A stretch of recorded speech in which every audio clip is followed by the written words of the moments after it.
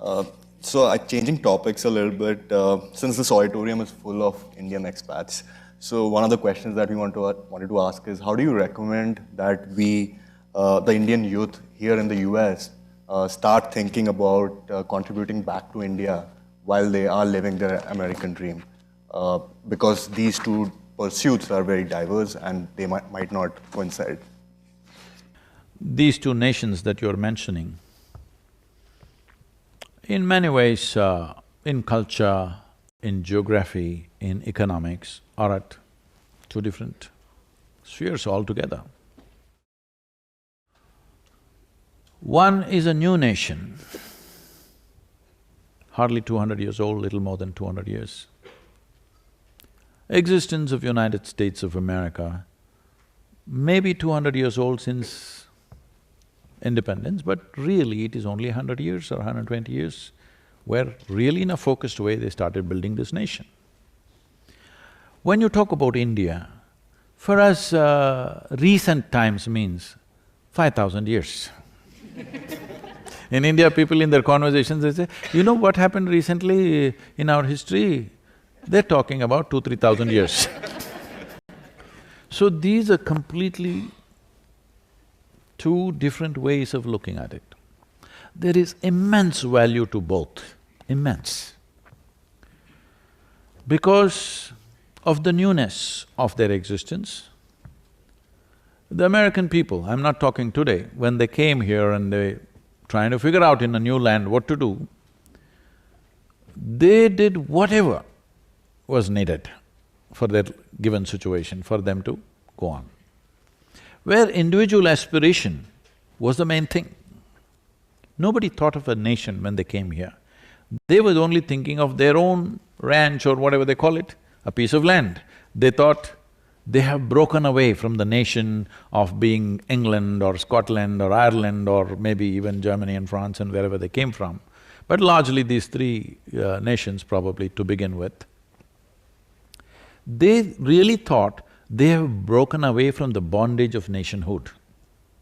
That's what the debate is still going on about the right to bear arms, because people did not think they're going to make one more nation which is so tight like England of that time. They thought they're just going to live here free. But slowly, for practical reasons, one understands, without organization, individual enterprise slowly will work against each other. If we don't have a war, we will have a family feud.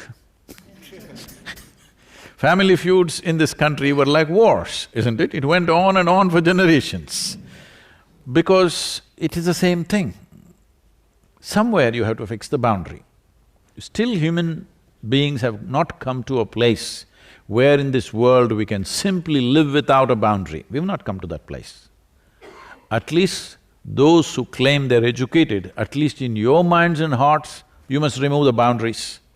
Geographically, still there are boundaries, we cannot remove those boundaries. If you suddenly remove those boundaries, there will be a total upheaval of things. So having said that, India as a land is like running into thousands of years, which gives people a sense of timeless existence, where our way of doing things have always been never about individual aspiration, simply what is inclusive and happening, because always we remember, in many Indian homes, this is very hard for American people to understand. In Indian homes, many of them have kept records of 60, 70 generations of people, their names. My grandfather's name, 60 generations ago, 70 generations ago, they got names written down in the books. So, their sense of existence is very different, which is changing dramatically now. As a part of this Youth and Truth, I've been going to all these universities. Recently, when I was in Delhi 5 days ago, they were asking me, Sadhguru, when you were a youth, how things were, what were you thinking, and today, how the youth are, what do you think is the difference? I said, one stark difference I see is, we were always thinking of a revolution. How to change this country, how to do this, how to do that. Today you go into the university, everybody is only talking about individual aspiration. Nobody is talking about the larger context of what it is. This is a consequence of a certain level of economic development. When the country was at a certain status of development, when I say certain status of development, in 1947, when the British left India, the average life expectancy of an Indian was 28 years. Today, it is 69.7 years or nearly 70 years. This is a huge change. When average life expectancy was 28 years, naturally, we were thinking revolution, how to change this? Something needs to happen dramatic, otherwise it's not going to change. But today, the present youth are thinking of individual aspiration. So people look at this as, oh, is this not a bad thing? I said, no, it's a very good thing. Because if all individuals in a country are doing well, the damn country is doing well, isn't it? Hello? So, these are two different approaches. What America thought of individual enterprise and, individual aspiration, probably in 50s and 60s, post-World War II, now India is beginning to think in early 21st century. This is a natural consequence. This is one thing. This is one thing which will be troublesome for nations which develop in a big way without individual aspirations being accommodated. So nations which developed rapidly, in a short span of time, using a stick. Stick works very well when people are poor. The moment they do well, if you use a stick, they will turn back and bite you. Yes, this is the nature of a human being. When he is desperate, he understands a stick will drive all of us in one direction and something will happen. If you all scramble in one direction, something good will happen to me also. But once that scramble is over, then I'm thinking of my own individual aspiration.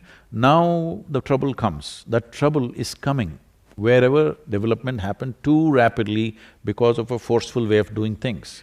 This is the good thing about India. Professor Krishnan said that it's a chaos. Well, it is a chaos only for an external viewer who doesn't understand our existence. We would be we would get thoroughly bored with too much order. We like that.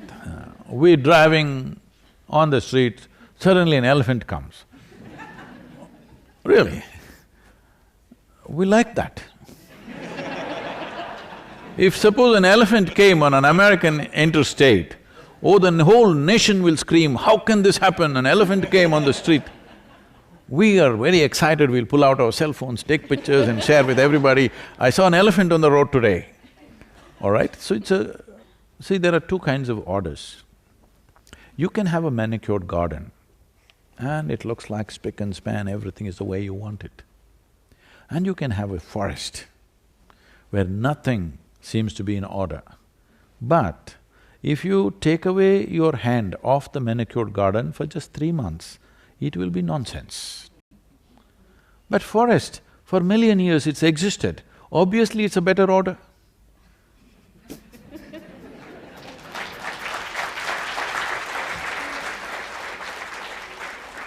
It is just that to live in the forest, you need different kinds of skills. Yes. Well, once in a way you get eaten by a tiger, but you travel all the way to Africa or India to see a lion or a tiger. So when you got eaten, you did not enjoy the wildlife, but you saw it for sure. Thank you. We'd now like to open it up to audience questions. So we have a couple of people with mics moving around. If you could just raise your hand and they will come right up to you.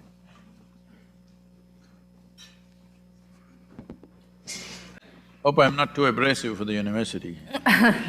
So, for speaking. Okay. You need a microphone.